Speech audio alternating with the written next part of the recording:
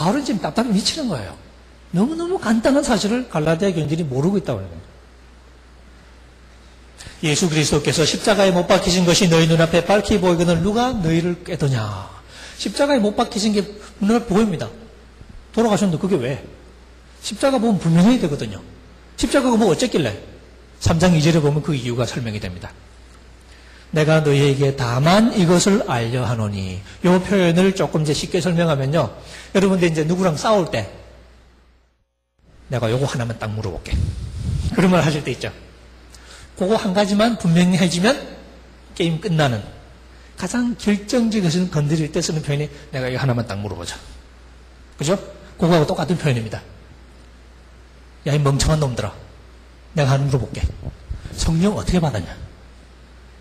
그죠? 바울의 의식 속에서 지금 칭의에 관한 어떻게 우리가 의의 소망에 도달할 수 있냐는 질문을 답하는 게 좀 중요한 거거든요. 근데 거기서 바울이 성령 얘기를 들고 나와요. 그러니까 아직 구체적으로 설명은 안 됐지만 성령이 아마 칭의, 의의 소망에 이르는데 가장 결정적인 열쇠가 된다고 바울이 지금 생각하고 있는 것이 드러나기 시작하죠. 근데 문제는 우리가 지금 중요한 게 믿음이죠. 2절 내가 너희에게 다만 이것을 알지 않으니 너희가 성령을 받은 것은 율법의 행위로냐 듣고 믿음으로냐. 율법의 행위와 듣고 믿음. 그죠? 이 두 가지가 싸웁니다. 뭘 놓고 싸웁니까? 뭘 가지고 싸우죠? 성령 어떻게 받았냐는 거죠. 이거는 신학적인 질문이 아니라 그냥 야 생각해봐. 기억해봐. 갈라디아 교인들의 경험을 상기시키는 질문이에요. 바울이 처음 갈라디아에 도착했습니다. 뭐 예수 예자도 못 들어본 이방인들이죠. 바울이 십자가와 부활의 복음을 전했겠죠? 무슨 일이 있었습니까? 복음을 전하니까 그 복음이 역사했겠죠? 사람들이 성령을 받은 거예요. 그 복음을 듣고서 믿습니다. 근데 그 과정에 사람들이 뭘 받습니까? 성령을 체험한 거예요. 우리가 이제 바울 서신 읽을 때 조금 주의해야 될 게 초대 교회의 성령론은 지금 우리가 생각하는 소위 이제 뭐 오늘의 교회도 장로교 전통이죠. 장로교에서 생각하는 것보다는 훨씬 더 아주 이렇게 그 생생한 체험이에요. 훨씬 더 실제적인 체험입니다. 훨씬 더 가시적인 체험이라고 표현해도 좋고요. 초대교회 예배를 상황을 한번 신앙 중계하면 아마 장로교회보다는 아마 이렇게 그 오순절 교회하고 조금 더 비슷할 거예요. 여러분 고린도교회 보시면 알잖아요. 방언하고 예언하고 뭐 이렇게 어떤 때 예배 시간에 난리가 났죠. 오죽했으면 바울이 하나님은 어지러움의 하나님이 아니요 화평의 하나님이십니다. 이런 소리를 해야 될 만큼 교회가 막 난장판이 되기도 합니다. 네. 그만큼 이렇게 성령의 은사가 이렇게 많이 이렇게 드러나 보였다는 얘기죠. 어쨌든 예수를 십자가와 부활의 복음을 듣고 믿었어요. 그리고 성령 받았어요. 이 체험을 통해서 예수 믿는 사람이 된 거잖아요. 근데 그 과정에 율법의 행위는 전혀 개입을 안 했거든요. 그죠? 아직 율법의 율자도 모를 때예요. 바울이 그것을 상기시킵니다. 성령 어떻게 받았냐? 듣고 믿어서 받았지. 그거 말고는 없잖아요. 그럼 여기서 믿음은 뭡니까? 믿음이 왜 필요한 거죠? 성령 받는 거죠. 그죠? 3절 너희가 이같이 어리석으냐 야 이 돌대가리들아 하고 지금 이렇게 감정을 좀 표현하는 대목이죠. 성령으로 시작하였다가 이제는 육체로 마치겠느냐. 이건 나중에 설명을 좀 하기로 하고요. 너희가 이같이 많은 괴로움을 헛되이 받았느냐. 과연 헛되냐. 이 헛되다 하는 표현도 그죠? 미래적인 전망을 잘 보여주는 개념입니다. 가다가 중지 곧하면 간 만큼 이익이 아니고 아니 간만 못하다 하는 거죠. 그 바로 그 말입니다. 지금까지 헛고생했네? 예수 안 믿었으면 편하게나 살았지. 예수 믿어서 고생 빼빠지게 하고 지금까지 왔는데 어떻게 목표에 도달은 못해요. 왜? 지금 딴 길로 가고 있거든. 그러면 말짱 도루묵이 되는 거죠. 너희가 5절 너희에게 성령을 주시고 너희 가운데서 능력을 행하시는 이의 일이 율법의 행위에서냐 듣고 믿음에서냐. 다시 한번 묻습니다. 그럼 결국 여기서 믿음과 율법의 행위는 뭘 두고 서로 대결하고 있습니까? 성령 체험을 두고 서로 대결하고 있죠. 그럼 여기서 일단 드러나는 믿음의 의미는 성령을 받기 위한 유일한 근거가 믿음이구나 하는 걸 우리가 알 수 있게 됩니다. 조금 더 넘어가 보십시다. 3장 10절 무릇 율법 행위에 속한 자들은 저주 아래 있나니 기록된 바 누구든지 율법책에 기록된 대로 온갖 일을 행하지 아니하는 자는 저주 아래 있는 자다. 율법 행위에 속한 사람은 성령은커녕 뭐예요? 저주. 그리고 쭉 넘어가서 3장 13절. 그리스도께서 우리를 위하여 저주를 받은 바 되사 율법의 저주에서 우리를 속량하셨으니 기록된 바 나무에 달린 자마다 저주 아래 있는 자라 하였습니다. 그래서 바울의 논리는 상당히 재미있습니다. 예수님의 십자가가 우리를 율법의 저주에서 건진 죽음이래요. 왜? 예수님의 죽음이 우리를 위한 죽음인 것은 초대교회 교인들이 다 알아요. 그런데 여기서 바울이 이 예수님의 죽음을 율법하고 연결시키고 있습니다. 신약에서 지금 최초로 지금 바울이 예수님의 죽음을 율법과 연결시키고 있는데 율법의 저주에서 우리를 건졌다는 해석을 하고 있는 거예요. 왜 그렇게 되냐? 예수님의 죽음이 우리를 위한 죽음인 건 다 아는 사실이고, 그죠? 다 고백하고 있는 사실인데, 어떻게? 예수님이 어디에서 죽었냐? 십자가에서 죽었죠? 근데 십자가 재질이 뭐예요? 십자가 뭘로 만들었습니까? 나무로. 그러니까 구약의 신명기하고 딱 연결이 되잖아요. 나무에 달린 자마다 저도 받았거든요. 그래서 바울이 그 구절을 들고 나오는 겁니다. 만약에 예수님이 쇠로 된 십자가에 못 박혔으면 이런 해석은 못하겠죠. 그래서 이렇게 베드로 서신이나 다른 데 보면 나무에 달렸다는 표현이 몇 번 신약 성경에 나옵니다. 십자가라는 표현 대신에 나무에 달렸다는 표현이 나와요. 아주 재밌는, 여기서는 십자가의 재질이 아주 결정적인 요소로 지금 작용을 하고 있습니다. 어쨌거나 이제 중요한 것은 이제 그 다음 절. 율법의 저주를 건졌어요. 14절. 이는이라고 되어 있는 것은 목적절입니다. 헬라어로 히나 하는 구절이죠. 목적을 in order that 하고 나가는 구절이죠. 목적이 뭐냐? 일단 예수 안에서, 그리스도 예수 안에서 아브라함의 복이 이방인에게 미치게 하고, 아브라함의 복은 제가 설명 안 했지만 그 앞에 나오는 믿음으로 의롭다 하심을 얻는다는 그 복을 가리킵니다. 그러니까 이방인들이 믿음으로 의롭다 하심을 얻는다는 얘기예요. 그걸로 끝나는 게 아니고 바울은 히나 목적절을 하나 더 붙이고 있습니다. 두 번째 목적절. 또 우리로 하여금 믿음으로 말미암아 뭘 해요? 성령의 약속을 받게 하려 하십니다. 예수님이 왜 죽었습니까? 우리 믿음으로 의롭다 하심 받으라고. 그 다음 예수님이 왜 죽었어요? 우리 성령 받으라고. 그래서 성령을 받았어요. 갈라디아 교인들 받았잖아요, 벌써. 갈라디아 교인들 성령 받은 걸 가리키면서 성령 받았지? 예수님이 그래서 죽으신 거야. 어떻게 성령 받으라고? 예수님이 안 돌아가셨으면 어떻게 성령이 어떻게 받아요? 율법을 열심히 지켜서 성령 받았을까? 그건 모르죠. 근데 예수님이 십자가에 돌아가셨어요. 그럼 성령 우리가 어떻게 받아요? 뭘로? 14절 가지고 보십시오. 마지막 부분. 우리로 하여금 믿음으로 말미암아 성령의 약속을 받게 하려 함이니라. 여기도 다시 한번 믿음이 뭘로 나옵니까? 성령을 받기 위한 유일한 근거로 지금 제시가 되고 있습니다. 바울이 믿음 강조하는 이유가 조금씩 이제 드러난다고 볼 수 있겠죠? 그리고 우리 아까 봤던 5장 5절을 한번 가보시죠. 5장 5절을 여러분 보시면 우리가 성령으로 믿음을 조차 의의 소망을 기다린다고 되어 있는데 여기 이 번역에 의하면 성령으로 기다립니다. 그죠? 믿음을 조차 기다립니다.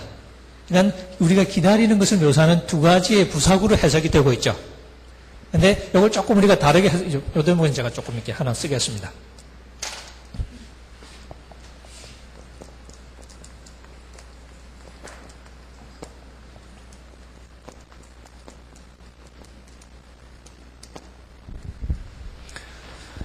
성령으로 pneuma ekpisteos 믿음을 쫓아 이렇게 이게 둘 다 기다린다는 것을 수식하는 부사구로 번역을 했어요. 근데 이게 어떻게도 번역을 할 수 있냐면 pneuma 성령으로 우리가 의의 소망을 기다려요.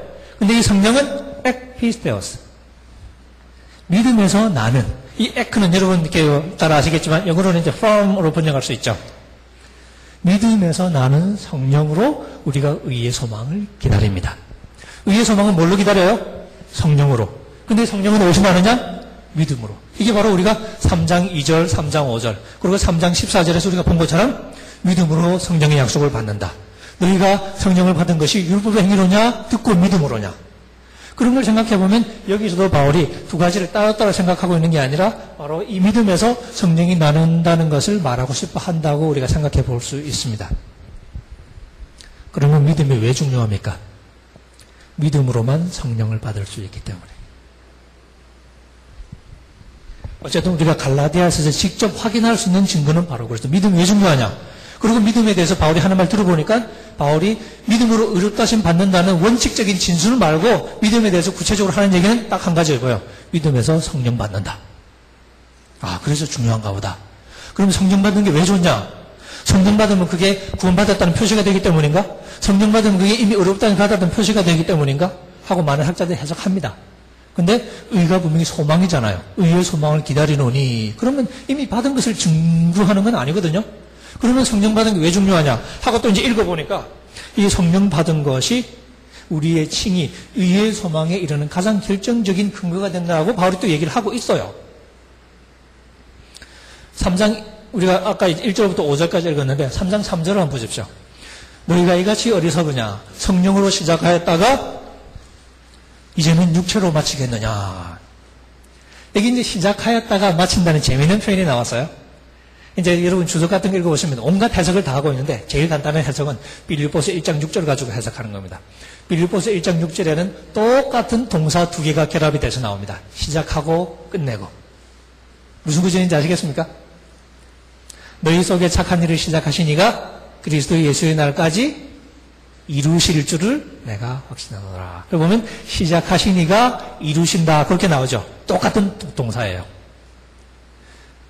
그 이루는 시점이 언제예요? 빌립보서 1장 6절에 의하면 언제까지?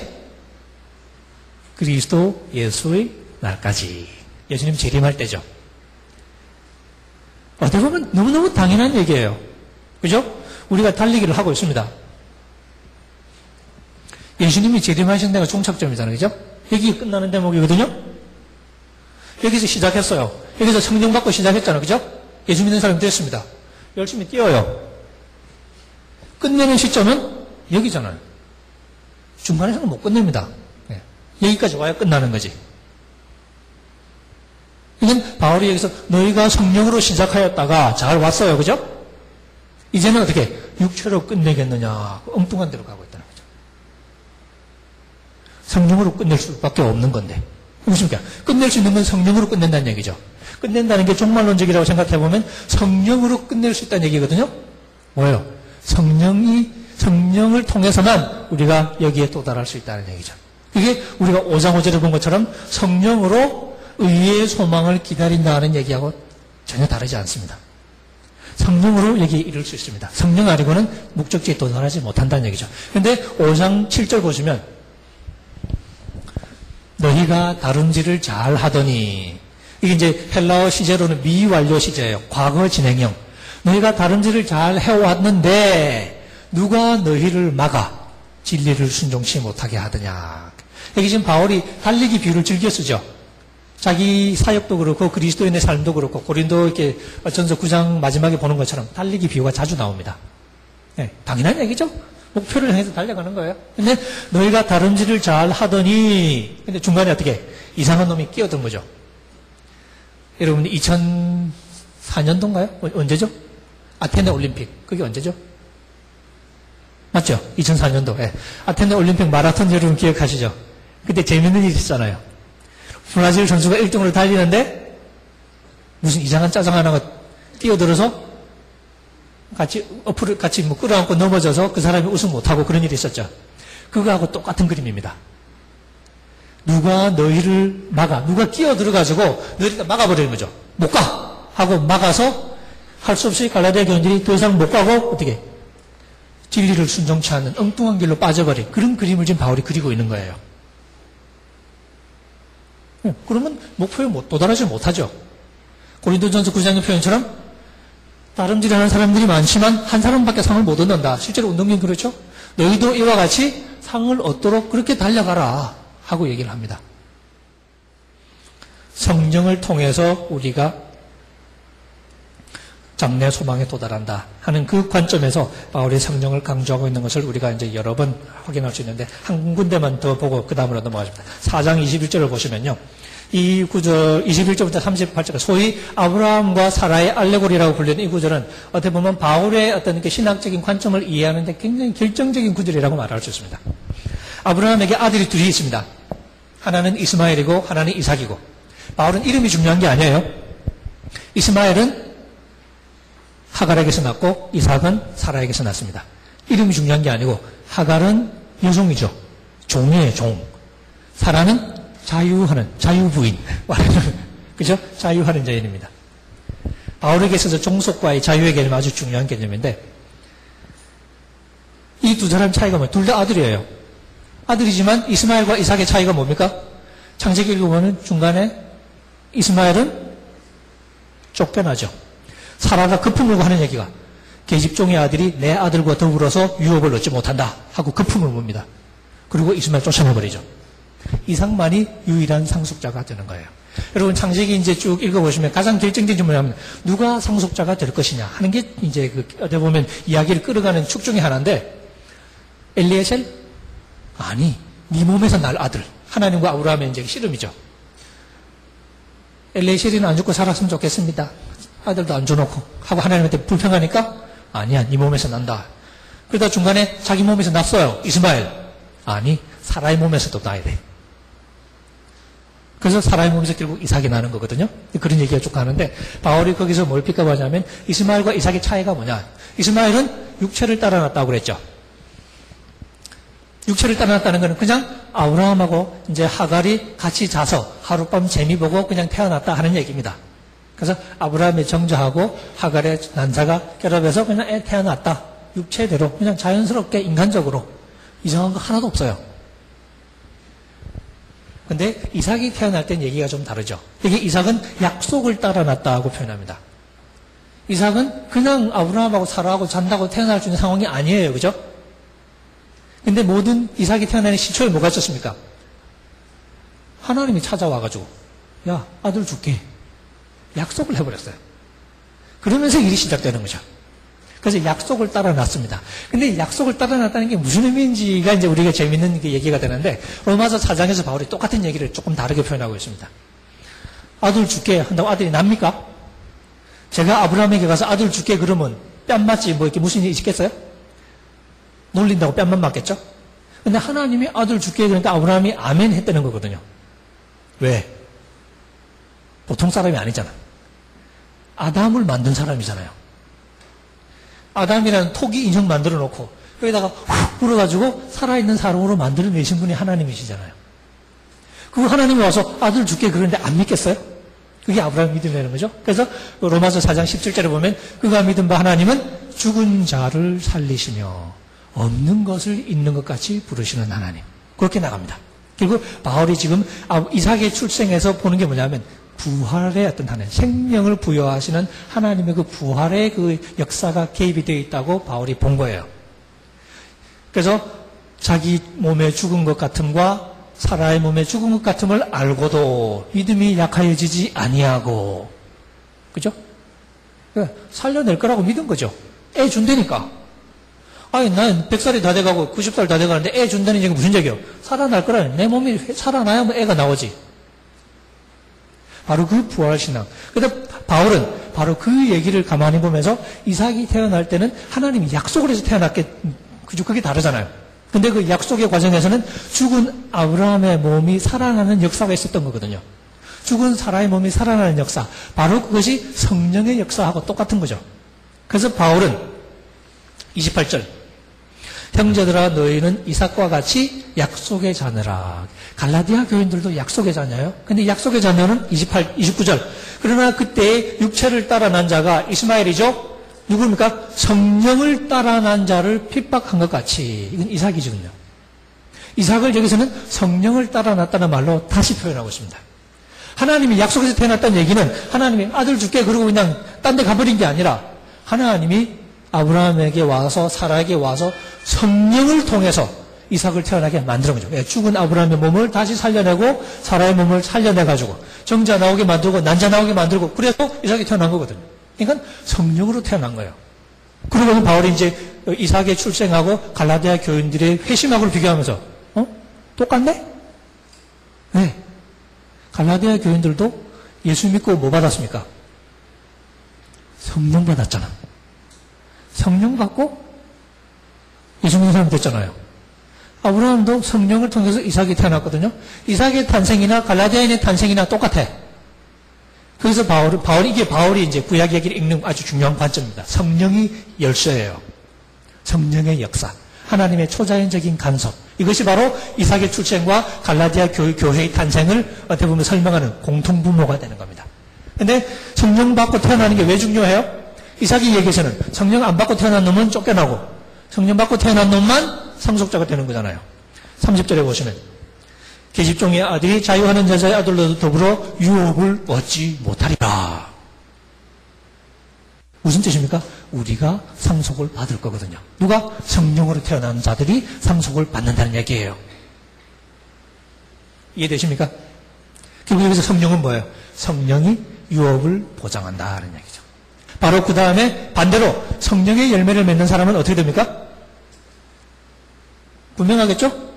성령의 열매를 맺는 사람이 하나님 나라를 유업으로 받는 거예요. 그 얘기는 안 해요. 왜? 지금 바울은 이제 교인들 협박하는 게 지금 1차적인 목표거든요. 사고 치는 교인들 협박하는 게 목표라서 경고하고 있지만 반대 의미도 분명하죠. 성령의 열매를 맺는 자라야 하나님 나라를 유업으로 받는다. 자, 성령으로 의의 소망을 기다립니다. 5장 5절. 성령으로 시작했다가 성령으로 마치게 됩니다. 3장 3절. 5장 21절, 5장 23절. 성령으로 열매를 맺을 때 하나님 나라를 유업으로 얻게 됩니다. 6장 8절, 9절. 성령으로 심어서 우리가 영생을 수확하게 됩니다. 그럼 성령 받는 게 왜 중요합니까?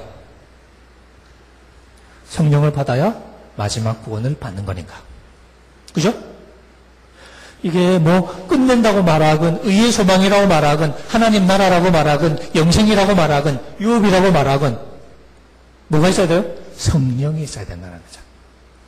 그러면 성령이 왜 우리의 미래를 보장하죠? 성령 체험만 하면 저절로 천국 간다는 얘기? 그런 얘기는 아니겠죠. 그래서 우리가 이제 5장 6장을 자세하게 읽으면 바울이 성령을 강조하는 이유가 뭐냐? 성령만이 우리에게 성령의 열매를 맺는 삶, 성령의 인도를 따라 살아가는 삶, 소위 하나님이 말씀하시는 영생을 거두기에 합당한 삶을 살 수 있도록 해주기 때문에 육체에다 심으면 썩어진 밖에는 못 거둬요. 이게 이제 우리가 오해하는 부분 중에 하나인데 실제로 바울 서신에서 가장 강력하게 표현되고 있는 것 중에 하나가 뭐냐면 사고 치면 죽습니다. 로마서 8장 13절 너희가 육신대로 살면 반드시 죽을 것이로되 영으로서 몸의 행실을 죽이면 살리니. 로마서 6장 우리가 예전에는 부정과 불법이라는 열매를 맺었죠. 이제는 너희가 이제는 그 일을 부끄러워하나니 이는 그 마지막이 사망임이니라. 근데 지금 우리가 이제는 죄에게서 해방되고 하나님께 종이되어 거룩함에 이르는 열매를 얻었으니 이 마지막은 기억나십니까? 로마서 6장 22절 영생이라. 사고 치면 사망이에요. 거룩함에 이르는 열매를 통해서 영생에 이릅니다. 이 원칙은 죽었다 깨나도 안 변합니다.